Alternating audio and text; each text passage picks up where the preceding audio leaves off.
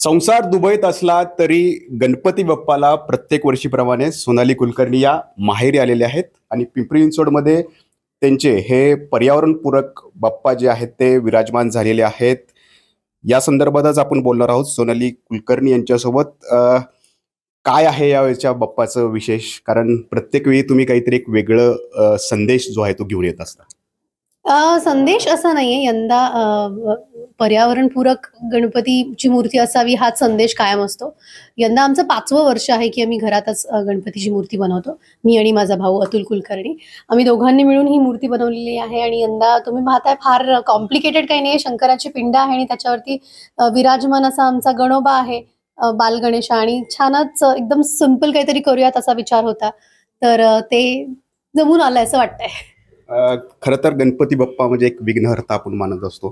कोणतं विघ्न दूर करण्याचं साकडं यावेळेला घालताय? समाजात असलेलं असुरक्षितता जी महिलांच्या बाबतीत आहे, ती मला असं वाटतं ते जे संकट जे घेऊन आपण सगळ्याच महिला वावरत आहेत आपल्या देशामध्ये, ते विघ्न दूर व्हावं आणि त्यासाठी योग्य ते निर्णय घेतले जावेत असं वाटतं. खरं तर गणपती बाप्पाचे 10 दिवस सलग सर्वांना साजरे करायचे असतात. प्रत्येक जण वेगवेगळं काहीतरी नियोजन करत असतं. सोनाली कुलकर्णीचं काय नियोजन आहे या 10 दिवसाचं? बापरे, खूप धावपळ आहे. आता मी तुमच्या समोर प्राणप्रतिष्ठापन आपण सगळ्यांनी मिळून केलेली आहे, आरती झालेली आहे, पूजा झालेली आहे. मला निघायचंय परळी वैद्यनाथला.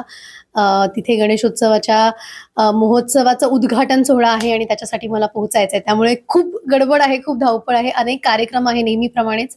बाप्पाच्या कृपेने गणेशोत्सवात भरपूर कार्यक्रम असतात आम्हा सगळ्या कलाकारांसाठी. त्यामुळे त्यातनं नियोजन करणं हे थोडंसं अवघड काम आहे, आव्हानात्मक आहे. पण बाप्पाची कृपा आहे, त्यामुळे बाप्पा करून घेईल. समाजाला काय संदेश देणार आहे या 10 दिवसासाठी? कारण खूप धांगडधिंगा अलीकडच्या काळात होतोय. हो, सांस्कृतिक वारसा कुठल्याही उत्सवातला संपू नये याची काळजी घेणं आपल्या हातात आहे.